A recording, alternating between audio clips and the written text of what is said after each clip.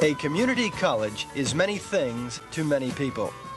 By its very nature, it's a continually growing institution, responding in its programs and services to the needs of its service area and society. Although the Massachusetts system is among the youngest in the nation, its 15 community colleges are an important part of the Commonwealth's higher education plan. In the following program, we will talk to a few of the people who participated in the system's development and gave it its direction during the early years. The immediate impetus to organize the Massachusetts community college system can be traced directly to the governor of the Commonwealth from 1956 to 1960, Foster Ferkalow, a man who has been called by many the father of the state's community college system. When I was in the Congress of the United States, I submitted a plan that eventually became law and is now known as the Program of Loans for Needy Students to go on to higher education. It had always bothered me that qualified youngsters were not able to go on to higher education simply because they didn't have the money to be able to do so.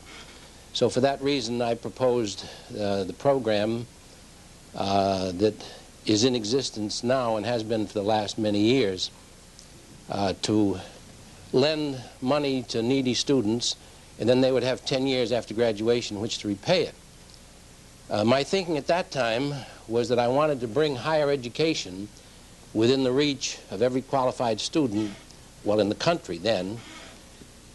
And when I became governor in Massachusetts, I had the same ideas, of course, and I wanted to try to get an institution of higher learning within commuting distance of students, so that if they were able to borrow the money and live at home or do whatever it was they might want to do, they would still be able to commute.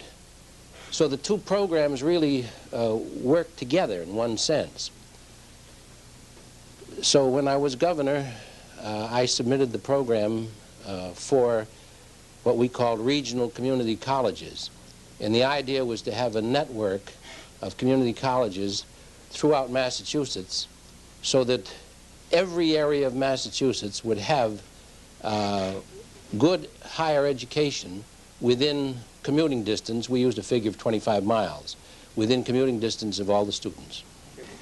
One of the first things the governor did was to create a Commission on the Audit of State Needs, with higher education as the highest priority. This was a group of very public-spirited citizens, economists from Harvard, labor leaders, business leaders, with a small staff headed by John Mallon, who was brought in from Smith College. And they met on a monthly basis, published reports statewide and regional as to what the needs were going to be. In other words, the audit made a recommendation to Governor Ferkalow and to the legislature at the time, and they basically recommended the expansion of University of Mass, the state colleges, the then technological institutes, and for the first time made a recommendation to establish a statewide community college system. And basically that recommendation went to Governor Ferkalow, who had the wisdom and the insight and basically very pro-education, and he made a recommendation to the legislature in 1958 that was primarily based on that audit recommendation, and it was enacted into law in 1958. When I became governor in the election of 1956, there had already been study after study made of various phases of higher education. I found that the procedure that usually was followed was for every incoming governor who wanted to do anything on any subject, whatever it might be, would have a study made. And in some instances, there had been studies made for 15 and 20 years, and they simply repeated themselves. It was in the 1920s that Zook, a well-known educator at the time, recommended a community college system for Massachusetts. And his recommendation was for 12 community colleges. The Audit of State Needs came up with the identification of for 12 community colleges. There was another study and I've forgotten who did this one, I think it was in the 30s, but came up with almost the identical recommendation. The report itself showed that, in a sense, given the demand that existed in the 50s and could be projected in the 60s, the state really had to get going in terms of supporting its public higher education system. As I recall, I think there were 48 states, or 49 at that time, and we may have ranked, as educators usually refer, 48th or 49th. And this had been generally the area that was most supportive of private higher education. So that, in a sense, it wasn't just the establishment of community colleges that the governor was recommending, although that was certainly a major step forward, but really there had to be a major financial commitment to public higher education, so that almost simultaneous, and you will note in the 60s, it really came about. You had the expansion, dramatic expansion of the university, state colleges, and community colleges. The audit of state needs recommended to the governor the creation of a system of community colleges. And they recommended that there be a state system, very critical importance, no reliance on the local property tax. Remember that the Ferkelo administration was dedicated to the creation of a statewide sales tax to reduce the burden of the property tax. If this sounds contemporary, it's apparently immortal. You had a better shot at financing a whole system of public higher education from state sources than relying on property tax sources. I might say this was the first time in the United States this was done. There are 12 or 13 now which followed the Massachusetts model afterward. Basically, historically, community colleges had been supported on the one-third theory. One-third coming from the local community or school district, one-third coming from the state itself, and one-third from tuition. Governor Ferkelo and his advisors and our audit study showed that even back in 58 or 57, there was evidence that the local communities could not contribute that one-third, so that if in fact there was going to be a community college system in Massachusetts, it would have to be state funded. And this was totally contrary to, in a sense, what had been the national experience. Community colleges or junior colleges nationally had been historically supported at the local level. I had called an advisory committee, or various members of the staff and some people who were not on the staff, probably about 25 people who would meet with me from time to time on different projects. They were not always the same 25 people. In connection with education, there were some 25 people, all of whom were committed to the theory of education, and all of whom were dedicated to the idea that community colleges was the answer. However, they all also were aware of the fact that the state was broke, and many of them felt that it was impossible to recommend the program because there wasn't money to pay for it. So at the last meeting that we held at the University Club, after we'd been over the ins and outs of it and the pros and cons, we had a vote taken to see whether we would go ahead with the community college program or not. And of the 25 people, my recollection being 25, it might have been 27 or 24, but 25 is my recollection, every single one of them, with one exception, voted against my going ahead with the program. There was one of the 25 who voted for my position. So that the interesting thing to me is that all these 25 people were committed to education, dedicated to education, but felt that the state couldn't afford to do it, and so voted against it. Some of them were professors, others were teachers, things of that kind. So fortunately, there was one member who supported my position, so we decided to go ahead. I would say the first problem that we had was one of educating the members of the legislature to what was needed and why it was needed and why it was important to get it done at that particular time. This, of course, involved an educational program of everyone who was trying to help with the community colleges.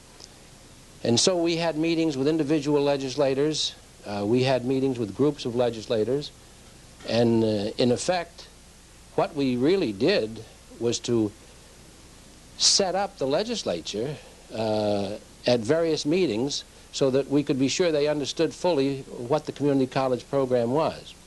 There was a great deal of opposition to it, even opposition on the part of people who were committed to education but who felt the state couldn't afford anything at that time.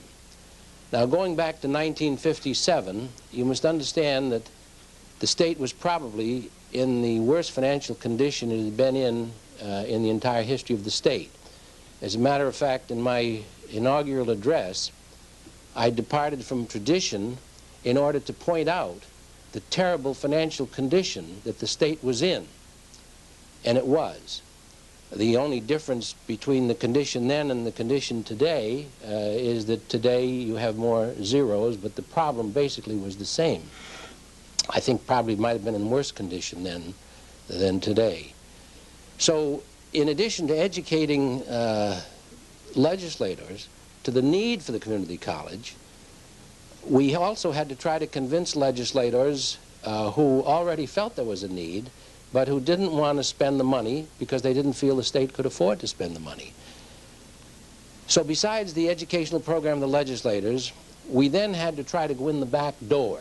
By that I mean we had to set up committees in the districts of the various legislators to try to educate the people in those districts in the hope that they then would put some pressure on members of the legislature.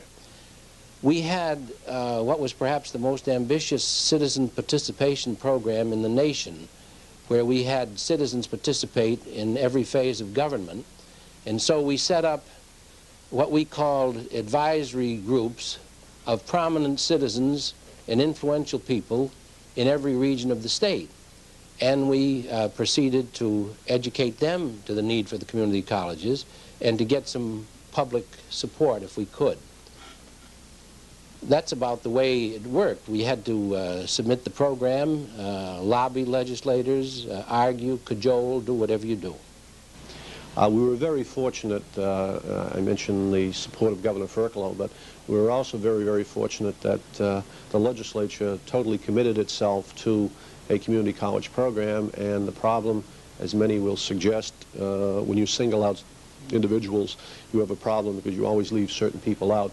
But I'll take a shot at it and suggest that in addition to Governor Ferkelo and his staff, and they included Chick Mahoney, who was Commissioner of Administration and Finance, Kermit Morrissey, who was Budget Director, ultimately became Chairman of this board for a period of time. Legislatively, key people were John Thompson, the famous Iron Duke from the Golden West, from Ludlow, and his support was absolutely essential and was always there when a request went forward. And he was very important, obviously. Others were important, including Morris Donahue, who became Senate President, David Bartley, and Kevin Harrington, and many others, but certainly John Thompson, a person no longer with us. Many people tend to forget his contribution. Once the legislation was passed, the next step, of course, was to have a board that would run the regional community colleges. And it was important to have people on that board who were of excellent caliber. Now, you could talk to any governor who's ever lived, I guess, and ask him about his appointments, and he will say to you, I tried to get the best qualified people, and I suppose they do try to. We wanted to get the best qualified people from the point of view not only of standing and reputation in the community, but also from the point of view of interest in education, and also from the point of view of being doers, people who are willing to tackle a challenge in something that would be new. Now, the reason for that was that this was a brand new system. We wanted to try and build confidence in it and trust in it. We wanted to have the legislature and the public in general know that the best qualified people in the state were running these regional community colleges. We also wanted to be certain that they were truly non-political and bipartisan, so that there could be no question of the fact that they were doing what was best for education and without any political considerations of any kind. And so for that reason, we very carefully screened and selected the people who would serve on the community college board. In addition, we then went one step further, and we're planning to have in every region these advisory councils composed of equally qualified people, so that there could be no question whatever of the backing of the public for the community colleges. I think that the practice of appointing qualified people to the community college board has continued that way from that time. At least to the best of my knowledge, it would have continued that way. He established a board, and he also initially had some trouble funding the community college system. The problem was the legislature, and governors occasionally have problems with legislatures, and the problem, as I recall at that time, was that they would not give funds to basically allow a central office, as we now have it, to open.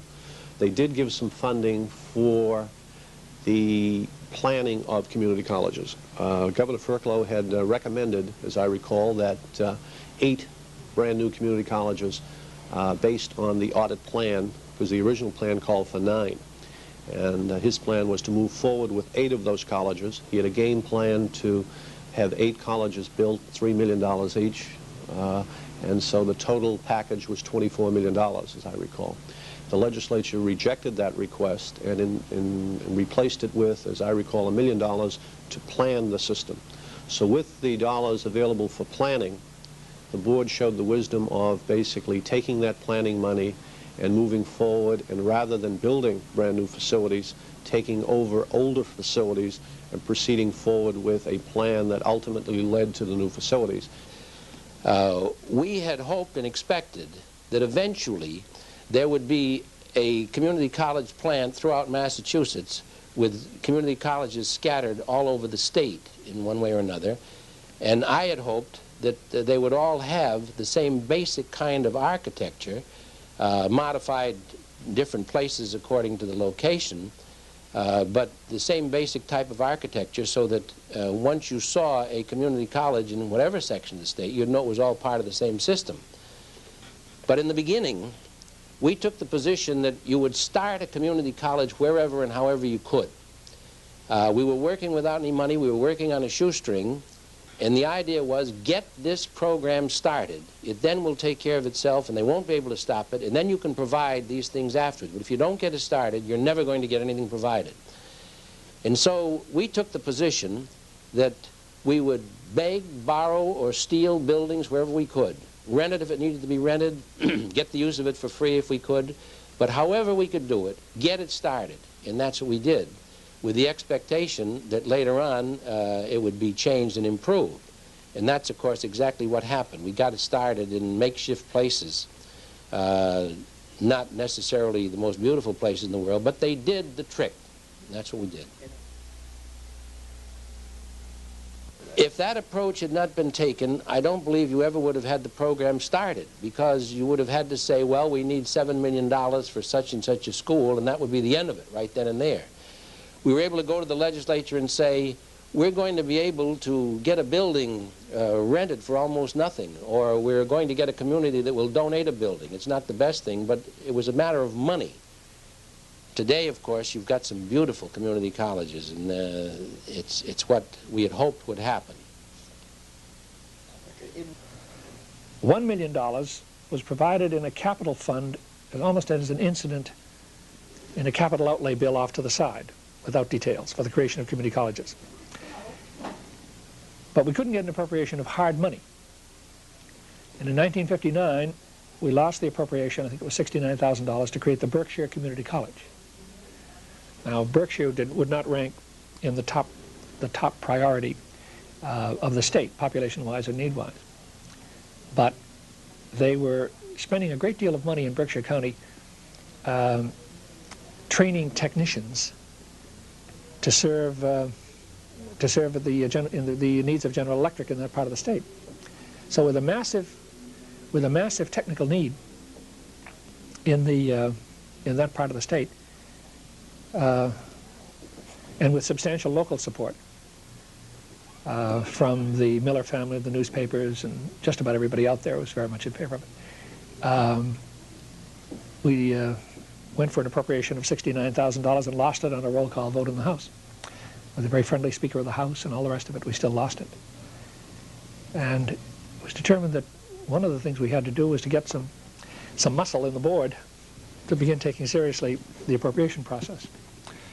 At that point, the governor asked Joe Mulhern, who had been the leading legislative lobbyist, in effect, for the railroads in New England, and just a good, tough guy, a former state senator with a lot of friends on Beacon Hill, to serve as chairman of this board for an interval of time to get the first appropriation. It being the governor's theory that once the first appropriation was made, it would all be all downhill, and of course he was correct. The critical vote was the first vote. So Joe Mulhern took that job as chairman in summer, I believe it was around the summer of '59. Served until the summer of 1960. Got the appropriation. Berkshire opened in 1960. He resigned, and I became chairman of the board through agreements between Abram Sacker, who was the president of Brandeis, and the governor, the outgoing governor in Sacker. And then I served till 1966. We were fortunate in a sense that we've had substantial longevity in terms of board members and in chairpersons, and I think that has brought a degree of stability and success to the operation. As far as the central office, which has always remained somewhat of a mystery, let me try to recall the individuals who were employed in the central office. The first person being Tom O'Connell, and I believe at that time we were calling the person an executive secretary, ultimately to become an executive director. And Tom served until he went to Pittsfield as the president of Berkshire, and he was succeeded by a gentleman by the name of Walter Taylor. And Walter Taylor was the executive director in the early 60s, and then when Greenfield Community College opened in the early 60s, Walter left the position as executive director, and he went out to become the president of Greenfield Community College. He was succeeded by a gentleman who had been employed at the university by the name of Donald Cadigan. And Don Cadigan came in as executive director, and the basic problem with Mr. Cadigan was that unfortunately we were not able to pay Mr. Cadigan the salary that we had agreed to pay him because of a bureaucratic problem in terms of being able to grant a salary that exceeded a certain number that he was earning at a moment in time. This created a severe problem for Mr. Cadigan, and notwithstanding an attempt by the board to correct it legislatively, it just reached a point where he could no longer remain in the position because we could not correct or give him the salary he was entitled to. So that we then had a period of time for approximately about 2 years when I served as the acting executive director while the board went out and tried to correct the salary problem that had existed. And finally we decided to, in a sense, reorganize the office by adding the position of president, which would be, in a sense, the chief administrative officer, and we retained the position of executive director. So that, as I recall, it would be 1964 that the board employed Bill Dwyer to be the president of the board, and at the same time retain the position of executive director, which might have been viewed more in the sense of a vice president or number two, as opposed to the previous situation where the executive director had been the chief administrative position. And so Bill Dwyer and I worked primarily together until Bill terminated his employment with us, and that would have been around 77. So once again, in that area, we had substantial continuity, because Bill Dwyer, if my dates are correct, was basically with us in the vicinity of 12 or 13 years, and came to us with a very substantial community junior college background in, as I recall, Maine, Mississippi, Michigan, and New York before coming here. And again, Dr. Begano has succeeded Dr. Dwyer, and Jules came from the state of Florida. In the early days, we'd have questions like, shall we permit Greek letter societies at the colleges? And what are we going to do about tenure? And what is going to be our policy with respect to hiring faculty? Should we insist that a person have a BA, an AB, or an advanced degree? Should we insist that he be a Master of Arts? And we had semi-philosophical questions of that sort in the early days, but we met once a month. We weren't organized into committees early on in the game, and when Kermit Morrissey became chairman, he pretty much ran the thing himself without committees, and the function of the board was to meet every month and either agree or disagree with Kermit. But he was very much the leader, not only of the board, but of the whole complex, the whole thing. Well, we had one big battle over the who was going to master plan for the community colleges. We're a new system, operating entirely in temporary facilities, so we're still relatively invisible. About $100,000 was put in the budget for the master planning of community colleges in Massachusetts. Well, right away, the administration, Bill Waldron, a marvelous commissioner of administration, a guy I like very much, but immediately assumed that he was going to appoint for the governor some expert who was going to do all this work for the board. We had a meeting in Waldron's office, and there was a great deal of profanity that day, I remember. Ted Chase particularly used to say to me, "Why is it necessary to swear so much?" I said, "I don't think they hear unless you curse." We had a heck of a fight, and when the smoke cleared, with some fighting going on in the newspapers as well, that was yielded to the board. We appointed the people, and the master planning went on under our direction. Well, with a staff of 3, the game plan was that we would open the first college in 1960, and that college was basically Berkshire Community College. It was selected primarily because they were in a position to proceed forward. A study had been completed in Berkshire in 1958 or 59 showing that a junior high school was available for the first college, and with the funding that we had available, we basically went forward, got a designer, and he renovated a portion of the junior high school, and we had a very interesting educational experience. And that educational experience was that we shared the junior high school with some elementary school students in that first year. And so the first year was 1960. I recall we had something like 153 students. Ellie Kohler. And Ellie Kohler, Tom O'Connell, and myself were operating out of a room that possibly is, well, it still exists. It's up at the State House. It's room 218. It's now currently used as a reception room for Senator Anna Buckley, I believe. It's on the 2nd floor, and we went from room 218 to room 111 to room 74, and there was some significance that we seemed to be going down rather than up, but it all turned out the right way, and ultimately very interesting, I think amusing note, we were evicted from the State House, and it is rumored we were evicted because we were somewhat successful in getting legislative support. It was a simpler world. We didn't have a central office till 1964. My office at Brandeis was where we used to meet. We had a little corner of the State House, 6 girls and John Costello, and a telephone, which is all we needed. And in fact, it was so primitive that Bill Dwyer didn't want to come.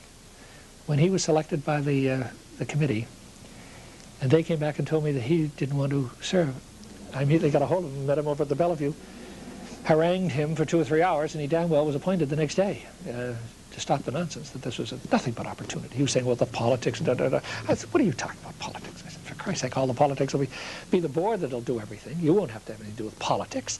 If you have a problem, you call me, or you call so-and-so, you call people on the board. And we're there to protect the system and to foster it. So he took it, and I don't think he ever really regretted it. But the boards are different now, very different. We didn't, well, it might have been a function of size. We didn't meddle very much.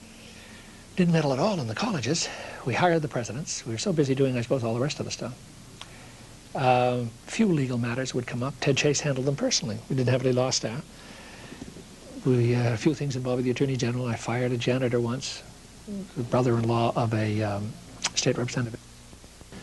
And they had lawyers all over the place, and we had to have hearings. God, I had to fire him 3 times before we finally got him fired for indecent exposure. Poor devil, you know, it's just awful. But it was a Globe editorial before we finally were able to close the lid on it, on that case.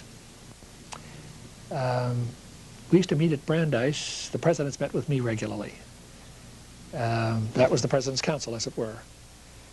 And then everybody was invited to come to the board meetings, but presidents rarely came to the board meetings. They didn't have to. The agenda was pretty clear, very simple what we were going to do, and we always did it. We always did it within that time sequence, usually 2 hours. 2 hours once a month. Now, we had subcommittees, Personnel Committee interviewing the candidates and doing their work.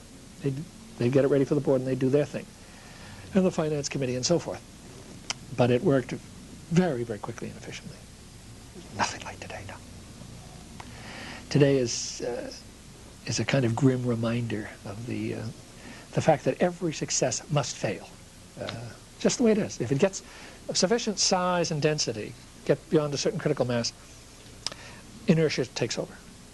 Inertia takes over. And the central purpose no longer controls. The little sideshows tend to be dominating. And it's a very discouraging aspect of large-scale organization. But I've never seen it refuted. And nobody's yet invented the kind of revolution, perpetual revolution, that can keep the original idea alive. But I think everybody who was on in those first years had a load of fun in any job. It was good fun. We had, first of all, it was written into the statute that this was to be a very ecumenical kind of board. There was a minimum concern for the public-private competition, which is so prominent now. There wasn't much thought about it at all. We had a very small public enterprise in higher education. The university was just beginning to make its leaps. The state college system was still largely training teachers, and there were no community colleges. That's about the size of it. You had Lowell Tech in the north, and 2 small technical institutes starving to death down in Fall River, New Bedford. The consolidation finally occurred in 1960. That's a fascinating story in itself, but we put in the heads of private institutions, and we made it mandatory that the presidents of private colleges serve. President of the state universities served. John Lederle was appointed in 1958 as president, came from Michigan. Already he was accustomed to articulation between different public units, knew all about community colleges, didn't have to have it explained to him, and was a massive supporter for the system from the day it was born. Just a wonderful assist. Asa Knowles from Northeastern, splendid assistants. Margaret Clapp of Wellesley, President Wellesley served on that, was just great. I'll tell you why they were great. When the State Department of Education, which was also represented on the board, would try to conduct the affairs of the community colleges the way they had been conducting the state teachers' colleges, in other words, with massive indifference to common sense, to put it mildly. Owen Kiernan, being the commissioner in question, accused me of dotting the landscape with unnecessary institutions. And not understanding you had to hire faculty in the summer. The board would ratify in September. And he challenged that one summer. I think it was for 1961, my first full year as chairman. And Margaret Clapp stood up at a meeting, that meeting, and said, if this nonsense is going to go on anymore, Kermit, I'm not going to come to any further meetings. So then Asa Knowles spoke up, and John Lederle and everybody, and just squashed Kiernan. And the State Department of Education never came to a meeting again with the community college as long as I was there. It was the best benefit we ever achieved, to get them the hell out, because they really had very little to offer. They had a starvation mentality of that's what we've got is good enough for us and all that kind of thing.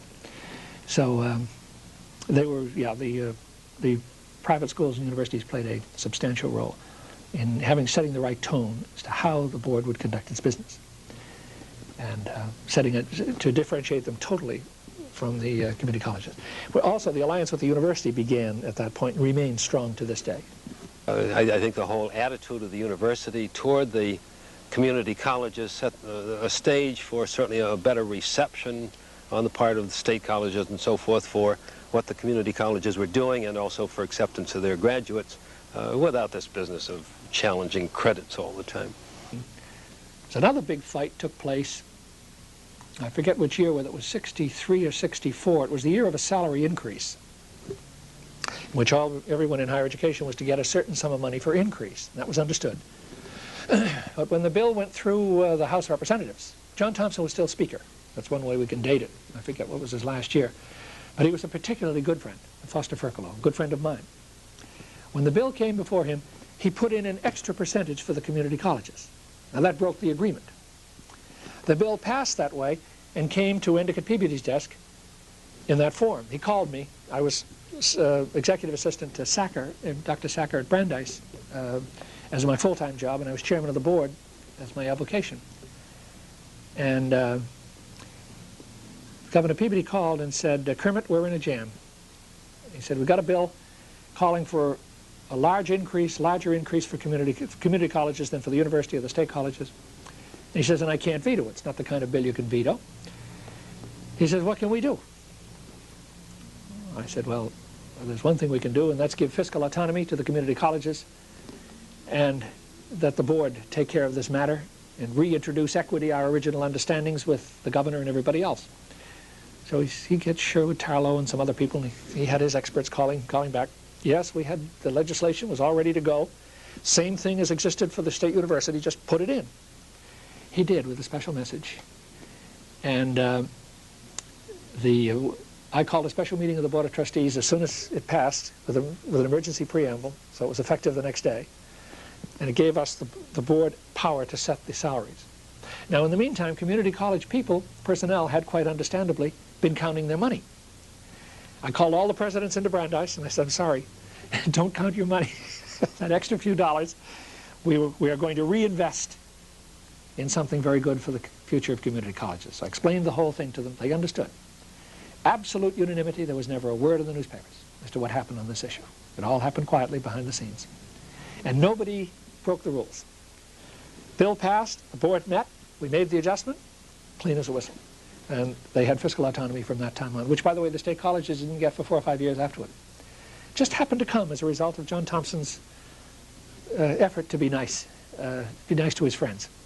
So it worked out wonderfully well. Our individual campuses had more autonomy in Massachusetts than they did in any of the other states. The success of that kind of autonomy depends naturally on a great deal of self-discipline by the individual college. The degree to which that self-discipline is exercised determines the success of local autonomy. It was certainly, in view of our national recognition, a big asset, because the rest of the country did see that with a single state board, individual college campuses could be sensitive and develop much more comprehensive programs than was being done in most of the states. I think our success made it easier for so many of the states who were sitting on the edge of going to the point of full state funding for their community college operations. And I think it's only as you have that kind of administrative structure within a state that you can really provide for equal educational opportunity. The board was so busy trying to get colleges open that they didn't have time to spend meddling in the internal operations of the colleges. The result was that each of the colleges had a great deal of autonomy. We were all different. And this came at a time when the four-year state colleges were all identical. They were all required to do the same things at the same time. They were like so many peas in a pod. And we profited from that. So we were, in fact, quite different, even though we're part of the same system. And that autonomy we prized, and I think it helped us. I don't think that there's any way that this system could have been built had we not had that kind of freedom and that kind of autonomy to go our separate ways, to capitalize on whatever resources were available to us, and to utilize the community the best way we knew how. The board had a policy that they would not start a college without the local community providing a site, a building, free. That was fine in places like Gardner or Pittsfield or Fall River. But that didn't happen in Boston. After all, there were plenty of institutions of higher education in Boston, and the city wasn't about to give out a piece of property for free. So they had to make an exception in that case. Secondly, the board had a policy that they would designate a president a year before the college was scheduled to open. So in September of 1960, the president of Northern Essex Community College, Mr. Bentley, was appointed, and the president of Cape Cod was appointed. But they didn't have a site for the college in Boston. That's what we were to be, the college that served the greater Boston area. And so they didn't appoint a president. And time went on, and they still didn't have any site, and it got to be January. And so they then decided to go back on their own policy and appoint a president, even though they didn't have a site. So I was appointed as of February 1st. And my first job was to go and find a site. And I tramped the city of Boston, warehouses, storefronts, everything you could think of, trying to find a place at a modest rental. And we had a terrible time. To try to get a land in Boston. In the first place, the Boston school system didn't welcome us. They somehow didn't understand and offered no assistance. They wouldn't give us a school. As you know, we wound up with Boston University letting us down in a red light district, is where we finally got one of their old buildings, the old Practical School of Practical Arts and Letters, and put a few $100,000 investment in, and they stayed there for a few years. That's how Boston got started. But getting a permanent site in Boston was a very, very difficult situation. That we had to get a first, Ed Logue had to get interested in a serious way, which he wasn't in the first couple of years. Around 1962 and 63, the Niles people approached me, who had land out by the West Roxbury area out here. They had 100 acres backing up to Brookline. Peat on the bottom, but 3 nice mounds, near a graveyard, near an apartment and a shopping complex in a beautiful region. And there was no question you could build a college there if you wanted to. So we took out an option on the land. Well, of course, the minute we took out an option on 100 acres of Boston land, the whole, everything hit the ceiling. They started to subpoena the city council. Everybody started, and Ed Burke was the judge. I said, no, you don't have to respond to subpoenas. But John Collins was the mayor. He was a good friend of ours. A good friend in the sense that he had run against Johnny Powers as mayor in 1958 when, after Johnny Powers had slaughtered the pay raise bill for Massachusetts faculty, UMass faculty. So at that point, Jean Paul Mather resigned. This is in 1958, just to explain the role of John Collins here quickly. And Ferklow put in another pay raise bill, and this time Powers did not have the power to prevent 6 votes demanding a roll call, and the pay raise bill went through with the first $100 increase in tuition, too, by the way, in honesty. Now, when that bill passed, that killed Johnny Powers as mayor of the city of Boston. He was the bad guy from that point on. He was all downhill. He had all the money, he had everything, and he was gone.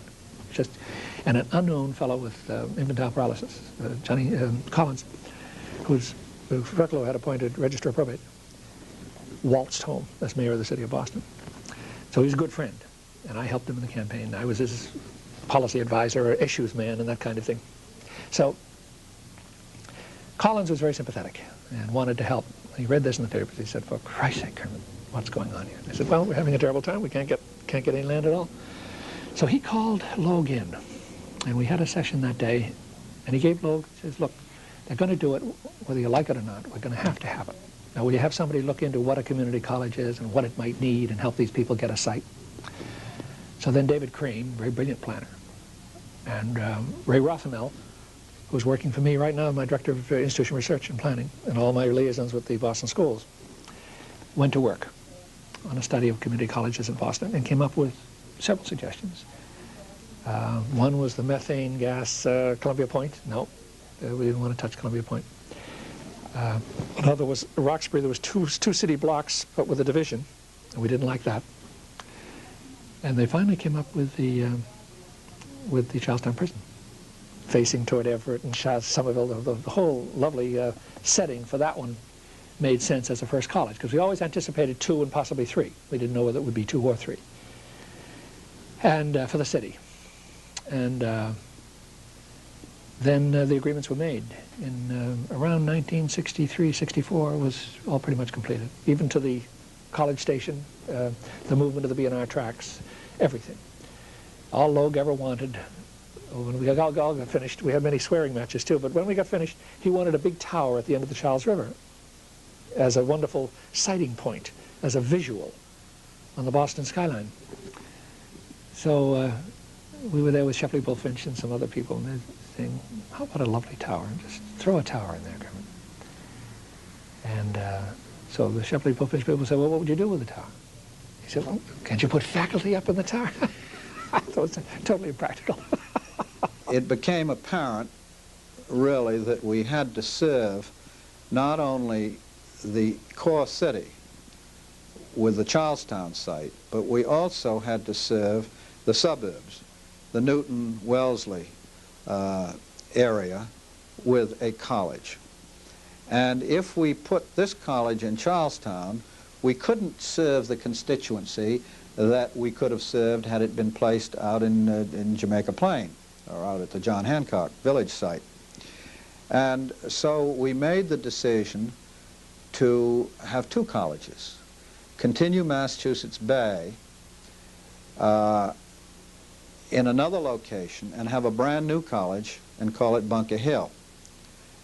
We had to get some legislative changes there because appropriations had been made for Massachusetts Bay, which were intended to be spent for a permanent site, so they had to be changed. And then we got into this long hassle on the acquisition of property that had belonged to a Catholic order and had been run as a school out in Wellesley as the permanent location for Massachusetts Bay, and that was an awful hassle. You know, people get appalled at the use of temporary facilities. I never got appalled. Never. Sometimes we spent as much as $1 million. And Mossy Donohue was the president of the Senate then. He used to say to me, for Christ's sake, Kermit, isn't this money down a rat hole? I said, money down a rat hole? Just let's start counting. So I used to sit him down. I said, all right, you got to spend $1 million? We're going to have an average, let's say, of 2,000 students in that for at least 7 years. All right, how many students is that? All right, add that up. Now let's amortize that. Of course, it always came out to peanuts per student. I said, you're going to get, for a period of several years, a fraction of the cost, so cheap that you ought to be put in jail for spending that little, a college education for kids. I said, wait till we come for the real money. It'll frighten the pants off you. And you'll see why you wish we kept on this way. And it was true, because then when we came in for the buildings, as you know, it had to be several millions to create a decent, modern, physical plant.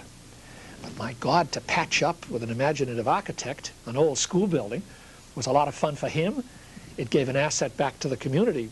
Somebody should do an article on this, by the way, as to what happened to those initial investments. I tried to get the Globe to do this. I said, why don't you get a reporter and put them on the road and just find out what those buildings are being used for, how much was the total cost, how many years it's been used, and then amortize it on an annual basis. I say I think it's the greatest economy story in the history of Massachusetts. The concept of the board to insist that colleges open in temporary facilities in a building that with a modest sum could be constructed as a useful college building was a wise one.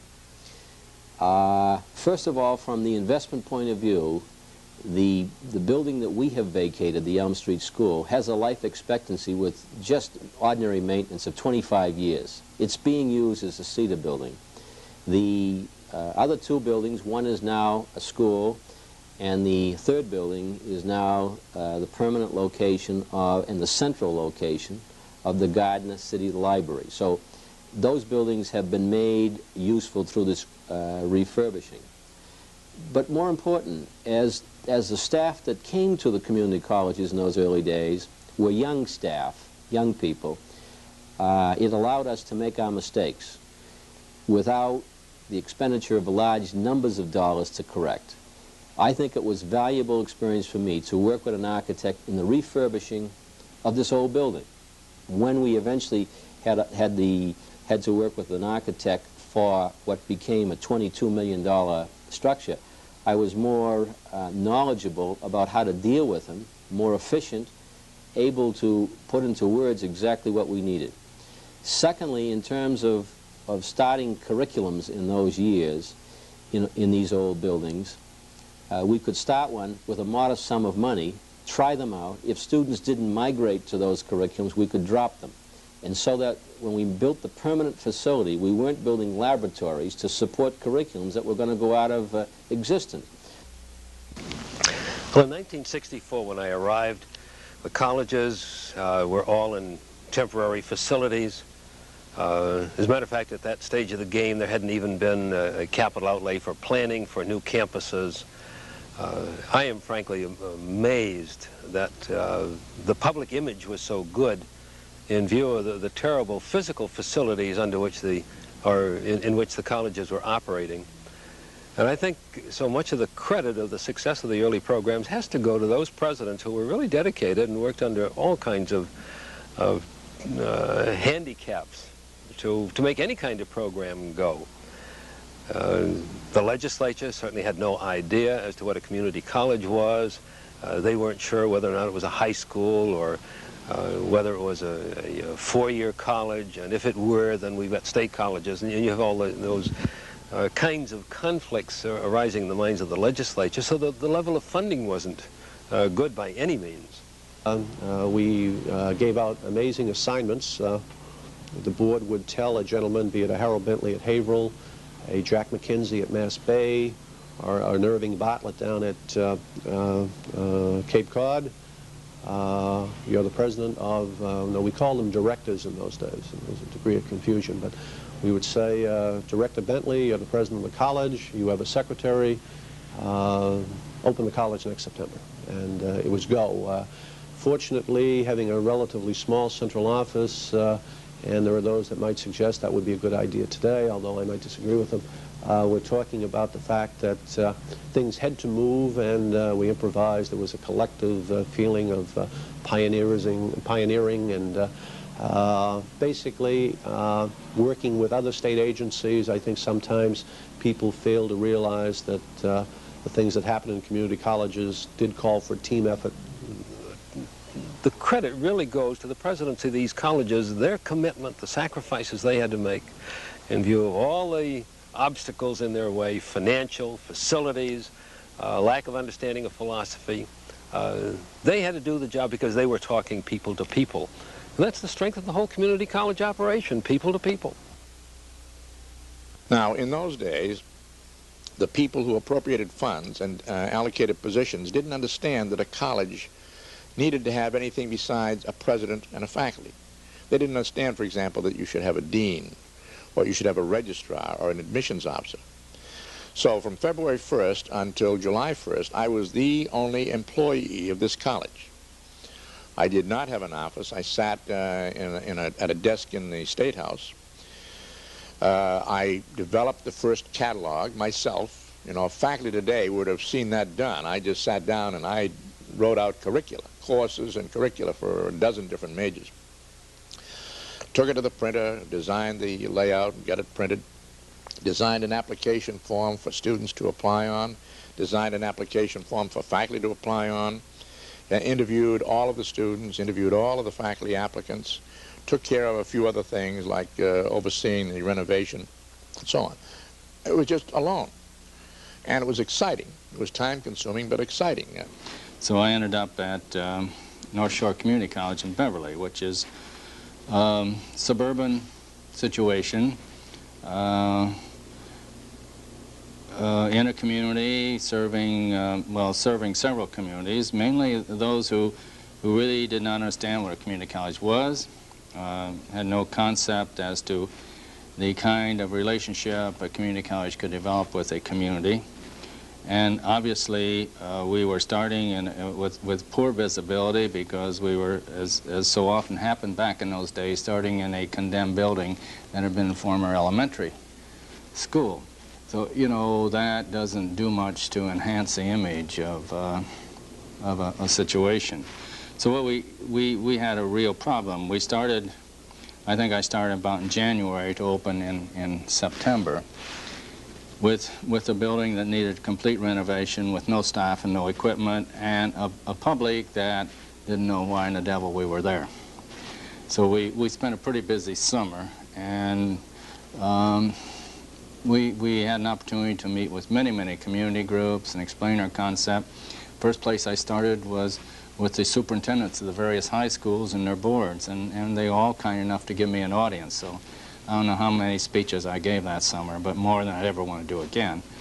So we started that way, and we started with very few students the first go-around because, again, we didn't have the facilities, and I recall that first year was one of the years when they didn't have a budget by July 1st, and so I called up, you know, the board office and said, you know, how do I function without, because the legislature hadn't passed a budget. And they said, well, you got, you know, 1/12 of last year's budget. Well, you know, 1/12 of zero still comes to zero, which I thought was pretty funny at that. That's about all I could do was laugh, because otherwise I would have cried. But in those days, the demands for education were very great. A lot of students trying to get to Boston State or Framingham State couldn't get in. They just didn't have room for them. What we did was to contact some guidance departments in some of the local high schools. That's all you had time to do. There wasn't any money to advertise in the newspapers or to go around recruiting. And as a consequence of that, and as a consequence of some of the four-year schools being notified, they would refer to us students that they'd had to reject. And that's where the students came from the first year. After that, the word of mouth spread very rapidly. It was a difficult time for students, too. You know, a youngster from Norwood or Hyde Park would go back to his home area, and on Friday evening down in the corner, you know, the kids are talking, and one kid goes to BC and somebody else goes to Northeastern or Boston State. And where do you go? Mass Bay Community College. What? What's Mass Bay? Never heard of it. And they had no identity, and they felt a real inferiority. But I think it didn't take very long for students at the community colleges to find out that they were getting something that the four-year colleges weren't giving. And there's no big secret to our success. The bald fact of the matter is that for years and years and years, colleges and universities have been addressing the poorest teaching to the freshman and sophomore years. And they've been rewarding good teachers by allowing them to do research or to teach graduate students. And who teaches the freshmen and sophomores? The doctoral candidates, the graduate students who've had no teaching experience. And is it any wonder that 1 out of 3 students who starts the freshman year doesn't finish the freshman year in this country? It's a sad commentary. But what we did was take good teaching and address it to the freshmen and sophomores. We didn't have our faculty spending time doing research or writing books. We had them spend their time teaching students, both in and out of the classroom. And it's as simple as that. That's why we were successful.